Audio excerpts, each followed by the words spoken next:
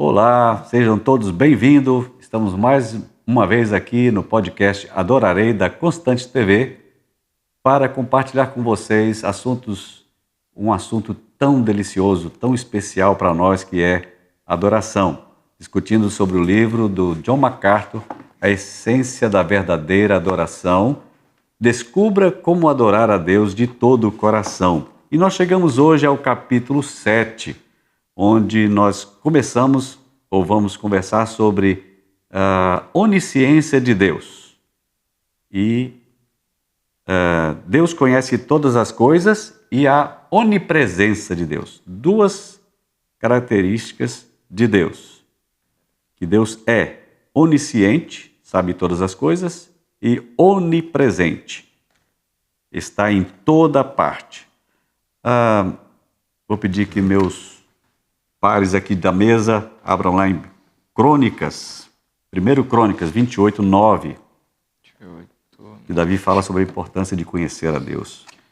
E você, meu filho Salomão, aprenda a conhecer o Deus de seus antepassados.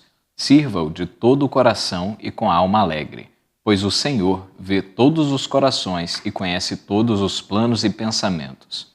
Se você o buscar, o encontrará. Mas, se você o abandonar, ele o rejeitará para sempre. Viu? Ouviu, meu filho? Tô vendo. O que Davi disse para Salomão, a ti te digo, varão. A ti te te digo. Se meu filho estiver assistindo aí no futuro, ó.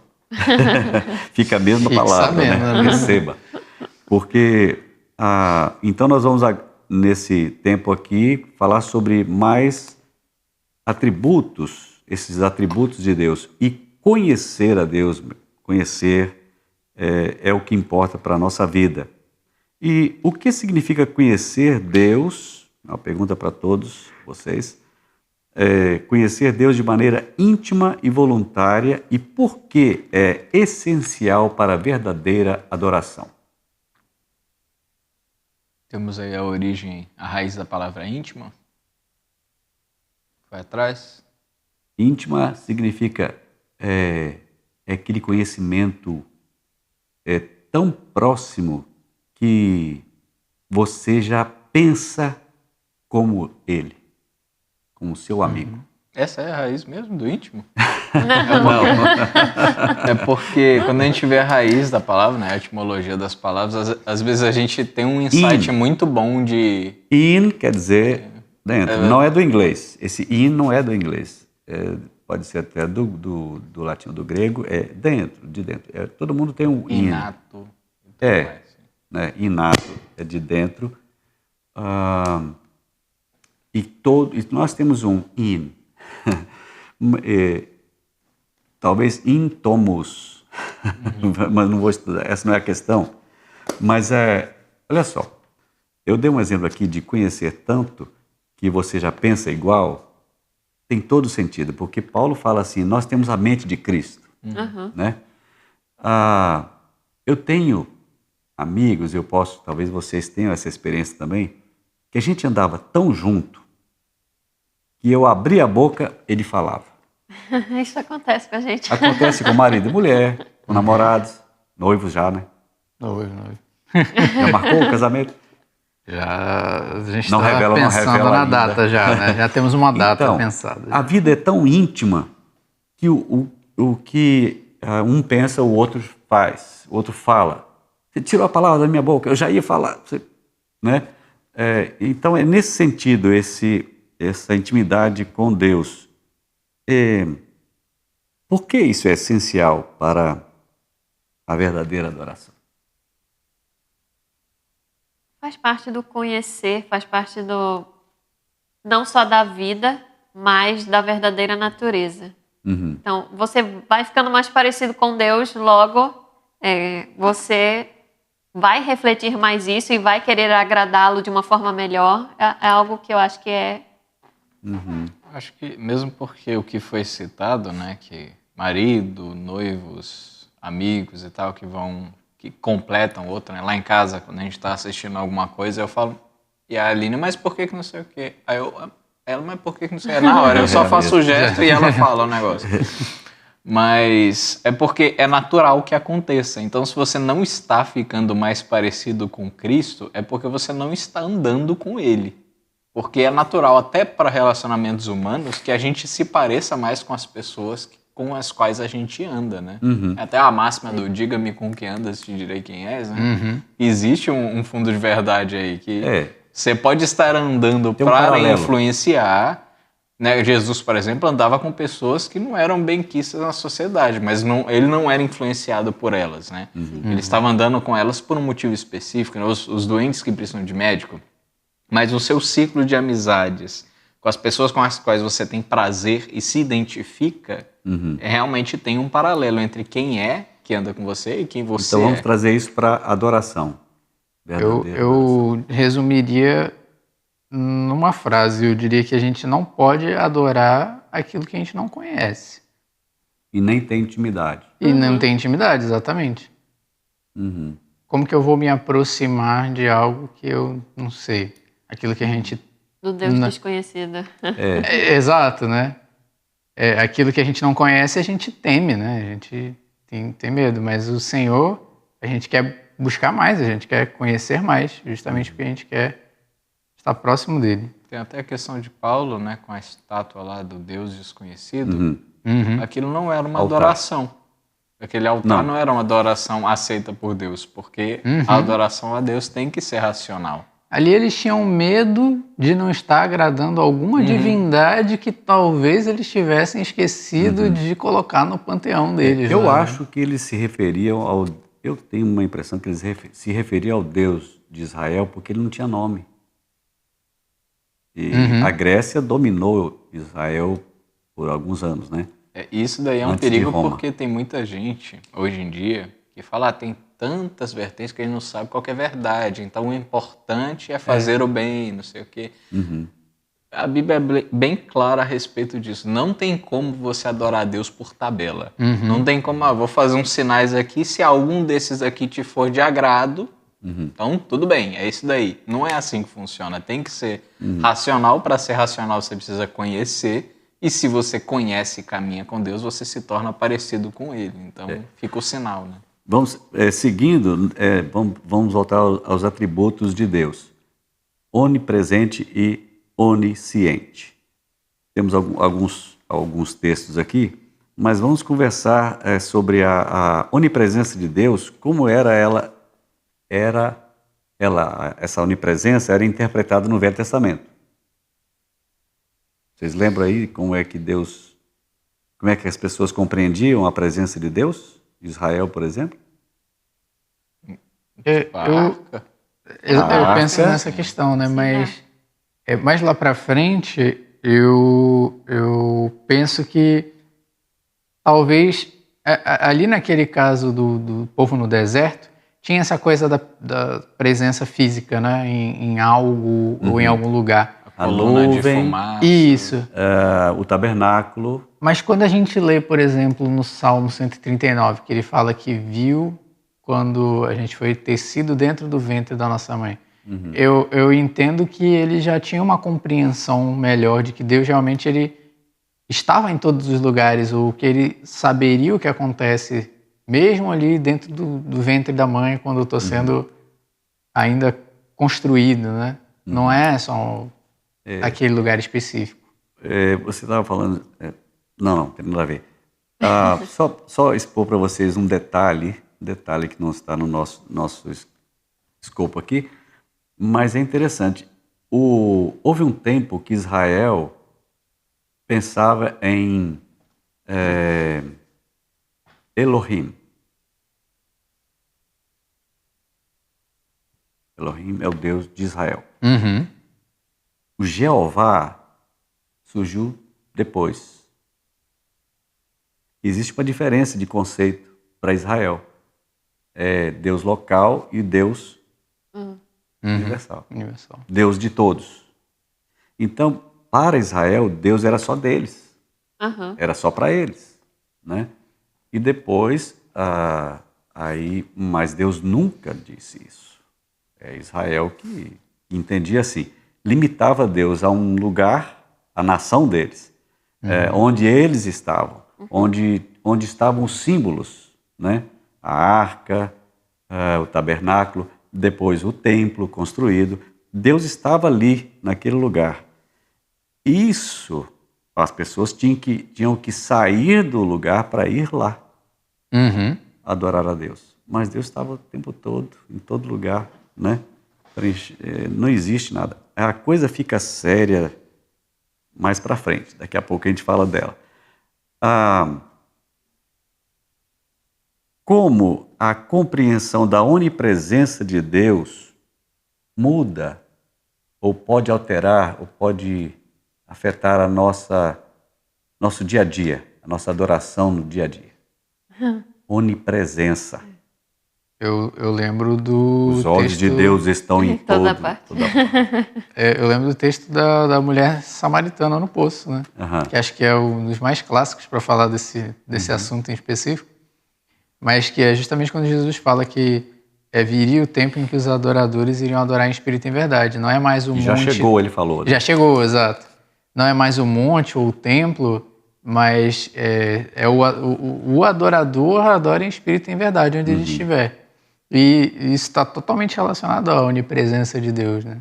Porque o Senhor, ele não depende de eu estar necessariamente dentro da primeira igreja batista ou na igreja Constantinópolis para eu estar adorando a Ele. Né? Eu tenho que ir lá, né? E a gente usa ainda a questão de templo, né? Físico. Vou ao templo, vou à igreja, vou ao templo. Mas o templo somos nós. Deus está em mim, em todos nós. E Ele não está mais em mim do que em você. Eu não tenho mais Deus do que você. Você não tem mais Deus do que eu, e vice-versa, né? Essa compreensão afeta a nossa vida do dia a dia, porque há um conceito errado sendo divulgado e sendo anunciado para as pessoas, e elas não chegam nem a essa compreensão que Deus preenche tudo. Aí a coisa fica séria, porque imagina, tudo que a gente faz é como se tivesse... Deus está lá. Como se tivesse, não. Deus está aqui na minha frente. De fato está, né? Eu estou fazendo uma coisa errada aqui. Eu esqueci que Deus está aqui. Né? E quando se trata de pecado mesmo, né? Não tem pecadinho, pegadão, né? Não tem errinho, nem errão, o cara deslize. Mas pensa, a pessoa que opta por desobedecer a Deus, ele está desobedecendo na presença. Não é escondido, não. A pessoa pode esconder do pastor, do diácono, mas de Deus, não. Mas quando o pastor chegou, muda de conversa até, né? Mas Deus está o tempo todo, né? Isso afeta essa realidade, a compreensão dessa realidade, desse atributo de Deus, da onipresença, afeta a nossa maneira de nos conduzir na cidade, de estar na família, entre os amigos, os lugares que a gente vai, né? Deixa Deus de fora e eu entrei? Não. Deus está, eu estou levando, Deus está comigo, né? Eu estou fazendo, tudo que eu faço é na presença de Deus. Qual o significado? Nós lemos lá, eu falei, né? Nós somos o templo, está em 1 Coríntios 3,16. Deus habitar nos crentes. Como é isso? Como é que isso pode ser revelado em atos de adoração? Deus habita em nós. Somos de Deus. São assuntos bem profundos, né? Que exigem uma reflexão, deixa eu pensar. Isso mostra um relacionamento de Deus realmente mais especial com aqueles que são redimidos. E isso vem a alterar aquela questão da adoração aceitável. Porque se nós temos Deus no nosso coração e nós logo somos templos dele, no dia a dia, quando a gente vai tomar alguma decisão e a gente lembra, Deus fala conosco, não, peraí, não é por aí. Tem que ser dessa forma aqui que eu te ensinei. Tem que ser, ou então vem um versículo na nossa mente e a gente, que vem de Deus, né, trazer esse versículo à mente, e aí a gente muda de pensamento, muda de atitude. Sim. Então, é realmente um relacionamento especial que a gente passa a ter com Deus. Uhum. E o texto nós somos o bom perfume de Cristo, nós temos a mente de Cristo, isso passa a ser uma verdade clara. Somos um livro, uma carta aberta para o mundo, né? Na nossa vida, e isso muda muita coisa. Se as pessoas não chegam à compreensão dessa onipresença de Deus, elas estão perdidas, estão soltas nesse mundo, né? E é terrível. Eu fico imaginando você no meio do mar, sem força, sem remo, sem orientação, sem bússola, sem nada. Eu assisti filme assim, né? Já vários filmes trazem essa coisa. Um naufrágio, a pessoa tem um barco, mas não tem propulsão, não tem nada. Se nós esquecermos desses atributos de Deus, nós estamos à deriva, né? A nossa vida. E Deus não se limita a um espaço físico, porque o nosso relacionamento com Ele é espiritual. Uhum. Por isso é que a nossa adoração, que o Pai procura os que adorem em espírito e em verdade, porque o nosso relacionamento com Deus é espiritual. E nós encerramos aqui o primeiro bloco de hoje.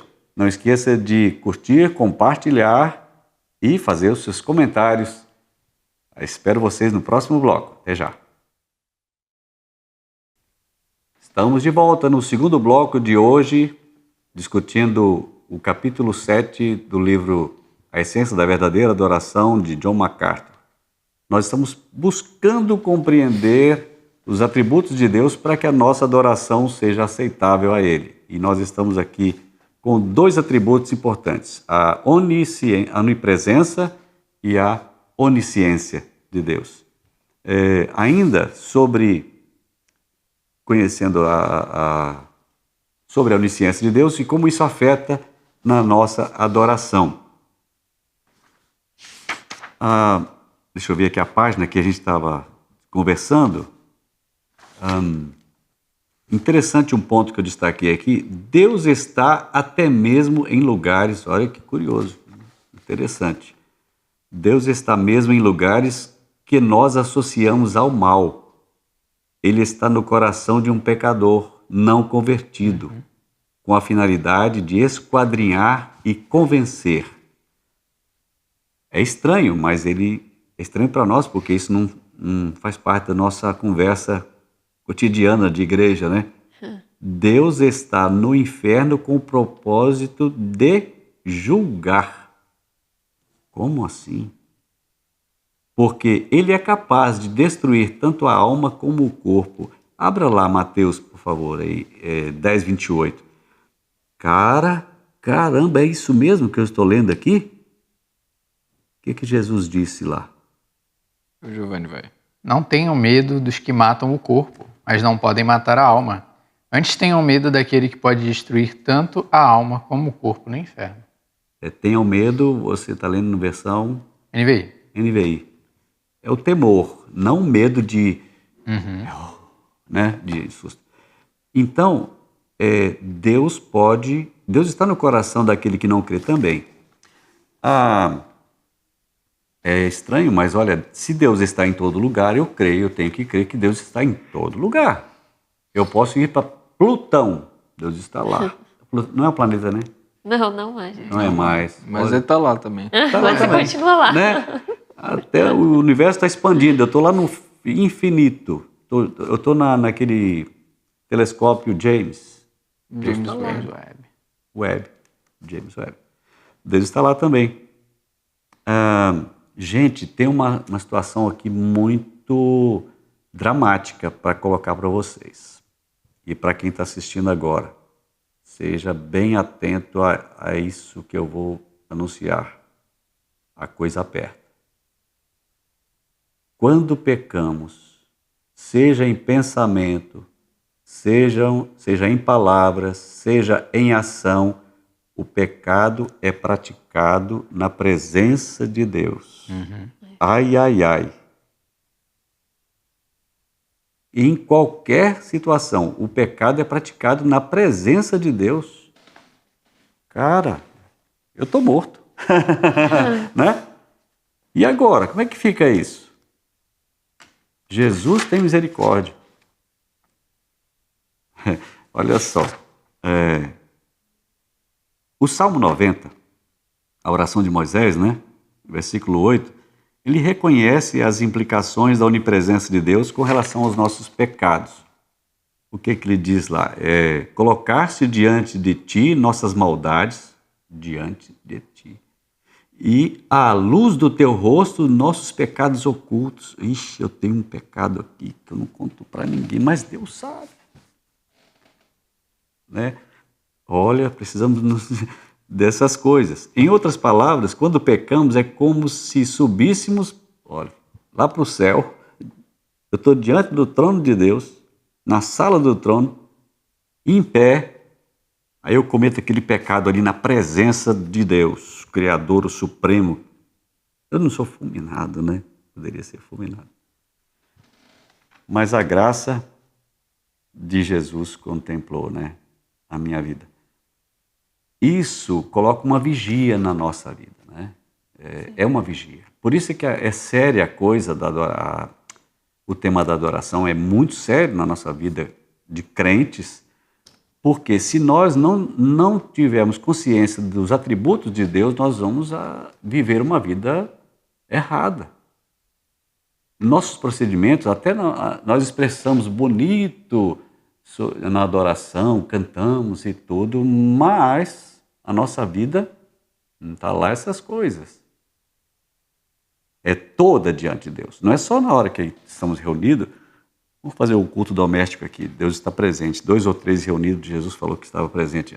Além disso, ele está aqui, né? Não. É toda a nossa vida. É um conforto para nós, mas é uma realidade inescapável. Não tem como escapar, né? Não há esconderijo para Deus. Imagina a nossa adoração.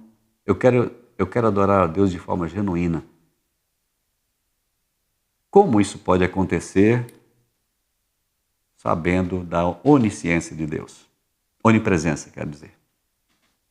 Pode compartilhar. Fala em 1 Reis, mas eu não lembro o capítulo e versículo, mas que Deus, ele olha o nosso coração.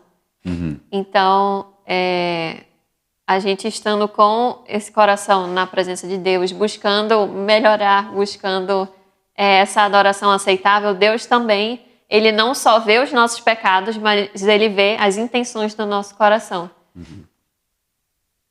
Isso muda, né? Isso muda tudo. O que nos leva a prestar esse culto a Deus? Então, não cabe em momento nenhum uma falsidade, uma hipocrisia, uma fachada, não cabe. Ela diante de Deus, isso não vale nada. Por isso que lá em Amós, Isaías e outros textos que nós temos compartilhado aqui, Deus não quer essa oferta, né? Se não há uma intenção real no coração, que é o que Deus quer de nós, de obediência, deixa Ele dominar a nossa vida, a nossa oferta também, o que fazemos juntos como adoração, atos de adoração não serão aceitáveis se não for na obediência, né? A onipresença de Deus. Agora um pouco mais sobre a onisciência de Deus. Deus sabe todas as coisas. Poxa, então, como você falou no outro bloco, vamos pela negativa, né? Se Deus sabe todas as coisas, Eu não sei, cara. não há nada que ele não saiba. Né? A negativa não há nada que ele não saiba, né? Que ele não conheça. Um vê de cá, o outro vê de lá, né? Deus sabe todas as coisas e consequentemente, não há. É isso mesmo. É uma repetição.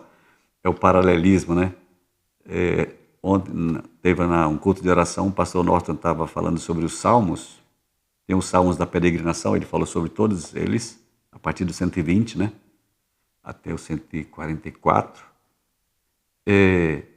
E ontem, na quarta-feira de oração, ele falou sobre o Salmo 119. E nos Salmos tem o paralelismo, que é da poesia judaica, hebraica, né? Sempre fala uma coisa e repete, e reafirma, quase a mesma coisa, né? Amo a tua lei, obedeço aos teus mandamentos. Né? É um paralelismo. Então a gente fala que Deus sabe todas as coisas. Não há nada que ele não conheça. Afirma uma coisa e reafirma para que haja uma compreensão melhor disso. Se Deus sabe todas as coisas e eu sei que ele sabe, como isso afeta a minha adoração? A gente sempre tem que trazer isso, os atributos de Deus, porque se eu conheço os atributos de Deus, eu conheço o Deus a que eu adoro, eu vou adorar da maneira aceitável. Como então o conhecimento da onisciência de Deus afeta a minha adoração? Meus atos, afeta a minha postura. Me digam, compartilhem o que vocês pensam. Voltando à questão do coração, nesse lado da onisciência, Deus sabe por que a gente faz o que a gente acaba fazendo. Então, a gente tendo essa consciência, a gente volta para Deus e pede perdão e fica, Senhor, me muda, para que eu possa te dar essa adoração aceitável. Humanamente falando, como vocês têm, por exemplo, chegaram, você já fez química, o que mais? Só, basicamente.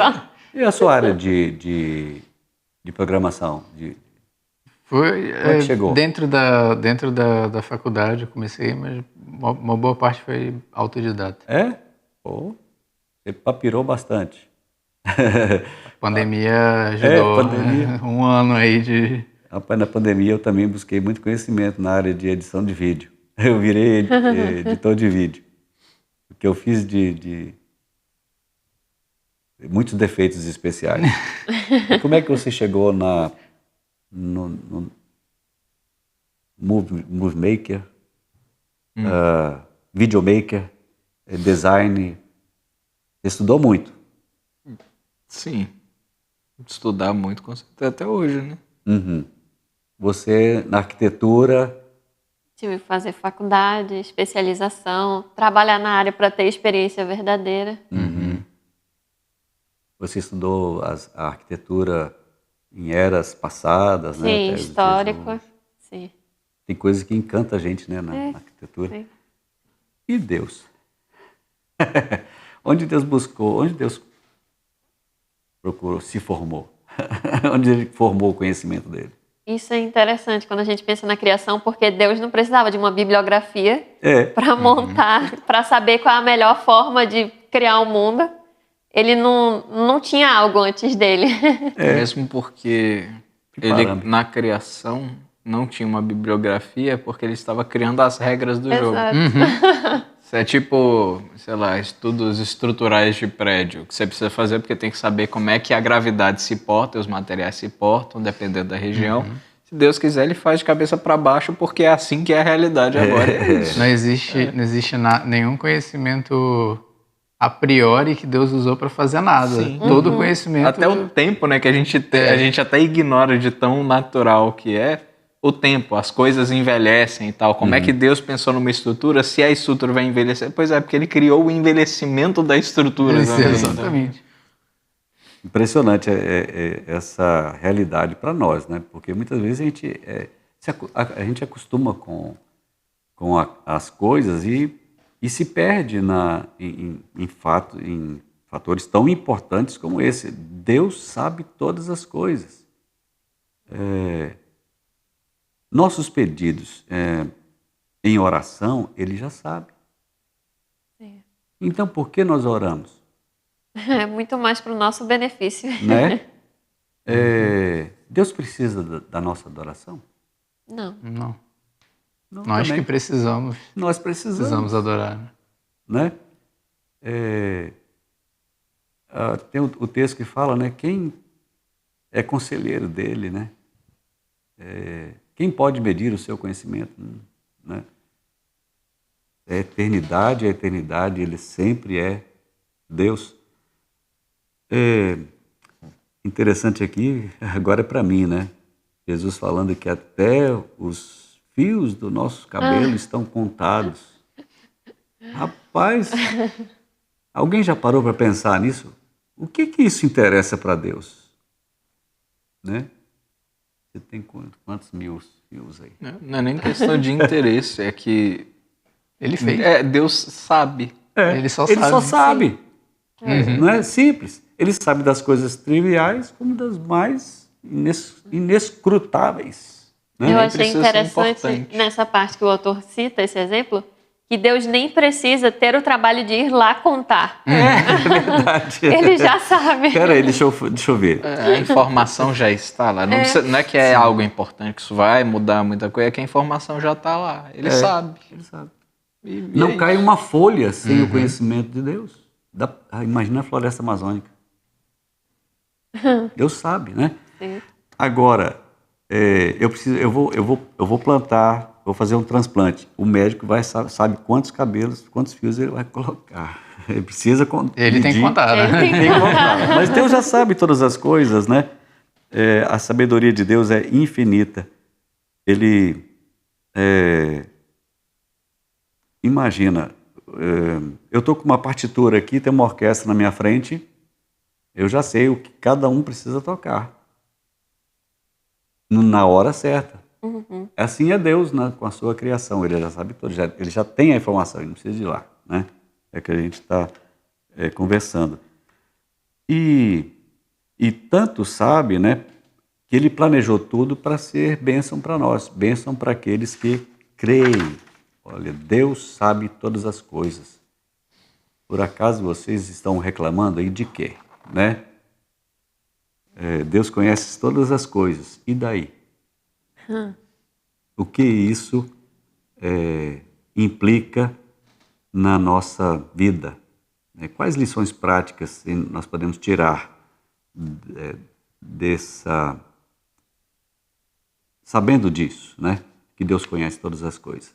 Eu acho que uma das coisas mais sérias a respeito disso é a questão de que Deus sabe todos os nossos pecados.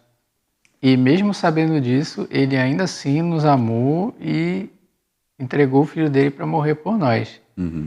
Esse conhecimento é o que mais choca cada um de nós. Porque talvez se eu soubesse todas as coisas que alguém vai fazer de mal para mim, eu nem me aproximaria dessa pessoa, né? E o Senhor, sabendo de todas as coisas erradas que todas as pessoas em todos os tempos farão e já fizeram para Ele, mesmo assim Ele nos amou e mesmo assim Ele entregou o Filho dele. Uhum. Acho que essa é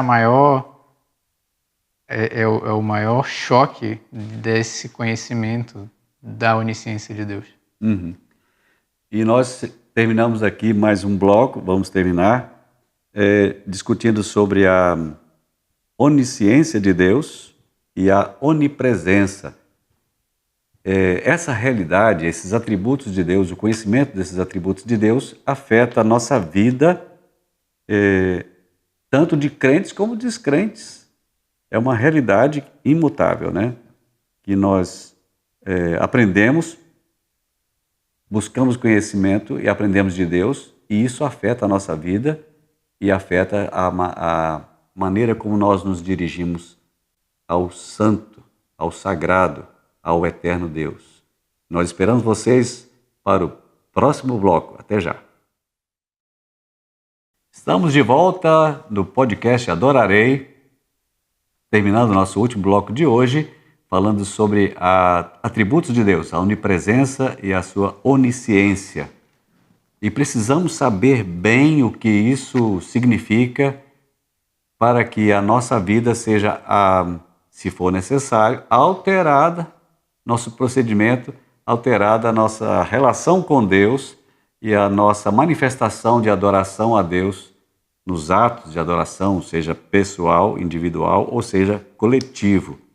Deus conhece todas as coisas. E daí? Eu sei disso. O que vai acontecer então? Primeiro, é bom saber, né, que Deus sabe. E não há como esconder dele nada, tudo está diante dele. O que isso vai interferir na minha vida? Me digam. O autor ele fala de uma questão de conforto. Pelo menos para os cristãos, nos dá um certo conforto saber que Deus conhece todos os meus problemas, todas as minhas necessidades, mesmo que eu não traga em oração, Deus está sabendo de tudo. E ligando a questão dele ser todo-poderoso, ele tem todo o poder para nos ajudar a resolver tudo isso. Então, ter esse conforto de que ele conhece todas as nossas necessidades é exatamente isso, né? Traz um conforto, saber que ele tem esse conhecimento. Saber que Deus sabe tudo também afeta no nosso procedimento, né? Sim. Eu vou estabelecer crivos na minha vigias, na minha vida, para não pecar na presença dele. Então é todo o tempo. A não ser quando eu estou dormindo. Né? A gente não controla os sonhos. Eu não controlo os sonhos. Eu já lutei muito em sonhos e guerreei, então. Eu já não tenho consciência, né? Mas eu não vou errar conscientemente. Por isso que João fala, aquele que é de filho da luz, né, não peca deliberadamente. Porque ele sabe que se pecar, ele está pecando na presença de Deus. Esse conhecimento nosso, do crente de Deus, desse atributo da onisciência de Deus, vai trazer mais verdade na nossa vida. Eu vou me apresentar diante de Deus, vou viver uma vida de verdade e não de meia verdade. Aqui eu faço de um jeito, ali eu faço de outro, aqui eu digo uma coisa, ali eu digo outra. Vai ser sempre na retidão, não é? Eu sei que Deus sabe tudo, para que eu vou ficar? Mas a gente faz algumas coisas e se errou, o que eu tenho que fazer? Pedir perdão. Peço perdão, volto atrás e corrijo o rumo, né? Tem que corrigir o rumo. No caso da igreja, o ensinamento da igreja, isso precisa estar bem claro para todos os membros, né? Desde aquele que chegou agora até o mais antigo, dessas realidades, dos atributos de Deus, para que ele possa expressar a sua adoração verdadeiramente, e não de fantasias, ou só porque é bonito, né? Fazer. Se eu levanto as mãos com sinceridade, com verdade, e aquilo que eu canto, que é um perigo muito grande, né? Muitas vezes a gente fala mentira cantando, da forma mais emotiva possível, né? Me entrego. Será? Isso passa a não ser mais na nossa vida. Eu limpo a minha vida, vou limpando à medida que eu vou descobrindo as coisas escondidas, né? Vou limpando e me livrando dessas sujeiras toda para me apresentar bem diante de Deus, seja num culto público, coletivo, ou seja na minha vida como indivíduo na sociedade, né? No meu trabalho. Será que é possível isso? Ou não, para nós? O que isso implica na prática? Deus conhece todas as coisas, e daí? Essa é a pergunta, né? Você sabe que Deus está aqui? Ele sabe. Ele sabe que Ele está aqui, né? ninguém engana Deus, né? Não há como... As pessoas enganam muito umas às outras, mas Deus não se engana. Nós temos que também, como crentes, ter isso em mente. A ideia de que Deus é onipresente não é uma ameaça, né? Isso nos dá uma segurança também, o seguinte, é tão leve, eu acho, tão leve, saber que eu sou transparente. Eu sou branco, mas não é isso que eu estou falando, né? Nas minhas palavras, nas minhas ações, eu sou transparente, não tenho o que esconder. É nesse sentido, né? Isso é um fardo tão leve, ao passo que o inverso também, né? Podemos conversar. Falem agora ou calem-se para sempre. O que acontece na vida daqueles que não têm essa ideia de que Deus está presente em todo lugar? Ele precisa vir para a igreja, porque aqui Deus está. Eu acho que impossibilita de viver uma vida realmente como cristão, porque se a gente não tem consciência de que Deus está conosco o tempo todo, a gente não consegue confiar da forma que a gente deveria, de saber até que as necessidades que a gente tem já são conhecidas por Deus. Os sonhos que a gente tem, as questões que a gente quer trazer já são conhecidas por Deus. Porque Ele também está na nossa mente, né? Ele conhece. E também, eu acho que isso traz um conforto, né, para aquele que conhece. É o que a gente precisa focar também, né? Que traz um conforto para aquele que conhece, sabendo que Deus te conhece verdadeiramente. Né? Tem muitos, por exemplo, que a gente já ouviu, né, alguns falando que não, para mim não tem perdão, porque você não sabe o que é que eu fiz. Pois é, mas Deus sabe, Ele estava lá. Exatamente. E eu acho que isso traz aquele desespero, né, que é uma verdade confrontadora, mas ao mesmo tempo traz uma segurança de ver que a promessa que Deus fez, ela estava sendo feita mediante a essa ação também. Porque Deus prometeu coisas, Ele prometeu sabendo disso, porque Ele estava lá. Eu penso que a gente pode cair na mesma armadilha que havia como costume no judaísmo da época de Jesus, que era de separar as coisas santas e profanas e querer criar esse tipo dualismo. Esse dualismo, essa classificação, não em qual sentido, né? De que existe o que é puro e o que é impuro, ou aqui dentro da igreja eu não posso falar certas coisas, mas lá fora pode, entendeu? Ou aqui dentro da igreja não pode agir de certa forma, mas lá fora eu posso. E aí Jesus mesmo fala para os fariseus na época dele, né? Que eles coavam o mosquito e engoliam o camelo, né? Quer dizer, deixavam passar coisas que eram importantíssimas, que eles tinham que estar prestando atenção, mas queriam coar ali os pormenores da lei para, enfim, manter aquela religiosidade deles perante as pessoas que eram as pessoas comuns ali em volta deles, como manter essa autoridade como líderes religiosos.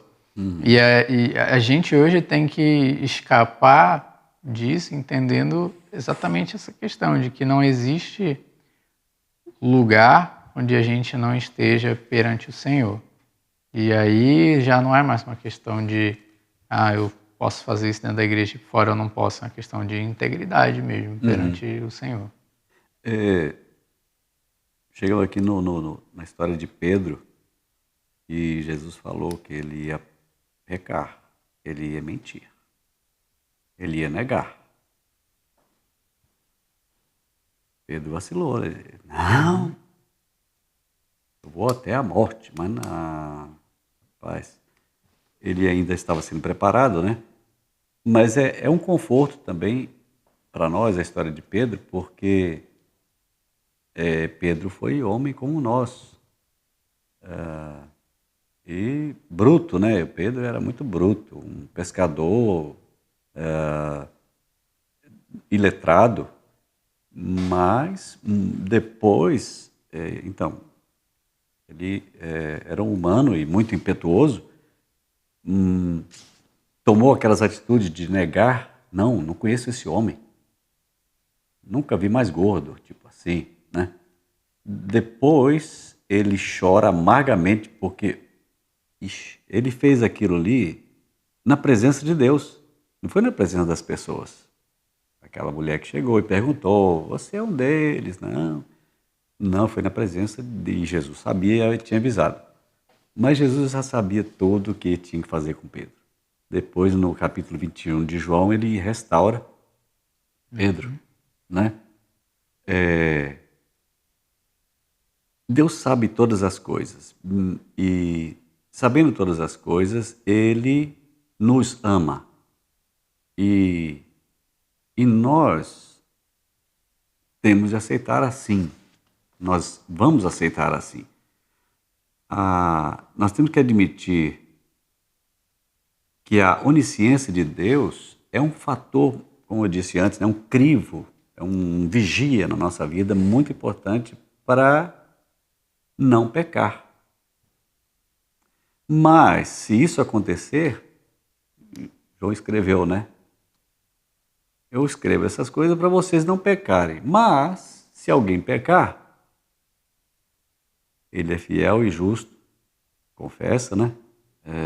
Pequei, e chorou amargamente. Sabe que eu te amo, Senhor.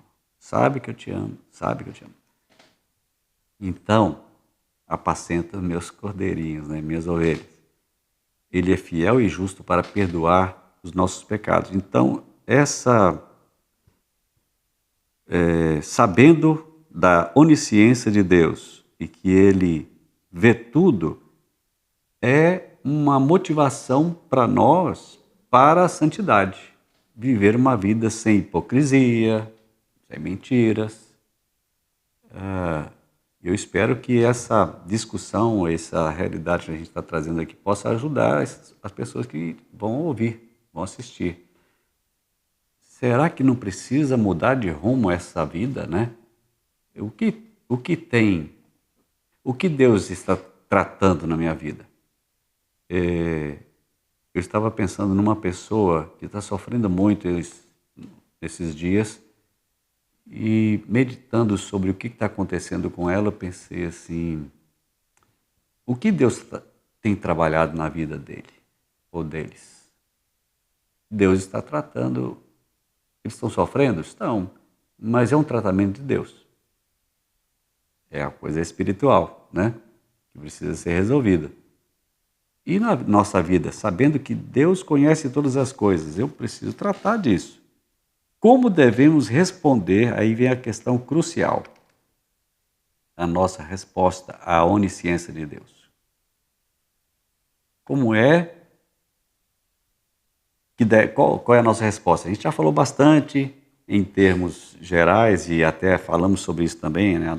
É a nossa resposta, mas agora sim, definitivamente, qual é a nossa resposta ao caráter onisciente de Deus? Falem. Como apresentar diante de Deus? A nossa resposta em duas palavras, é a nossa adoração humilde. Essa tem que ser a nossa resposta, eu diria. Porque o caráter de Deus já está estabelecido. Ele é imutável, onisciente, onipresente, onipotente, e a gente não vai mudar isso, porque ele é imutável. Quem tem que mudar somos nós. E com esse objetivo de ter uma adoração aceitável a Deus, eu diria que é essa adoração humilde. E sincera. E sincera. Essa deve ser a nossa motivação, né? E vamos encorajar uns aos outros para que isso aconteça. E nós estamos aqui para multiplicar adoradores. Falando sobre a essência da verdadeira adoração, nosso desejo é que pessoas caiam na realidade dos atributos de Deus, o Deus a quem adoramos, né? esse conhecimento de Deus tem que tem que alterar alguma coisa na nossa vida. E vamos responder isso nos apresentando diante de Deus, humilde e com sinceridade. Vai alterar a nossa postura, né? Nós não vamos esconder nada de Deus, não escondemos mesmo, né? Nós vamos fazer tudo com clareza, com sinceridade, com transparência, e vivendo uma vida que glorifica ao Deus a quem adoramos. Amém. Não só na igreja. Uhum. Hoje eu vou ao culto. Bom culto. Como? Bom culto para mim? Não. Muitas vezes as pessoas me falam assim, vou entrar para o culto da igreja, né? Bom culto, aí bate no nosso. Bom culto. Como assim? Bom culto para mim ou para quem? Né? Bom culto é para Deus. Que seja um bom culto para Deus. Muito bem, então nós resumimos aqui nosso encontro de hoje, falando sobre a onisciência e a onipresença de Deus. Eu ia falar onipresença, onisciência. Falamos antes sobre a onipotência e também a imutabilidade de Deus. E hoje sobre a onipresença e onisciência. Deus sabe todas as coisas e isso é uma motivação para corrigir o rumo da nossa vida em todas as coisas. Não só no momento que reunimos em adoração, mas em todo o nosso procedimento, que seja um culto aceitável a Deus. Esperamos vocês no nosso próximo episódio. Aí vamos entrar mais e a coisa aperta para o nosso lado, como crentes em Cristo, como deve ser a nossa vida de verdadeiros adoradores. Até breve.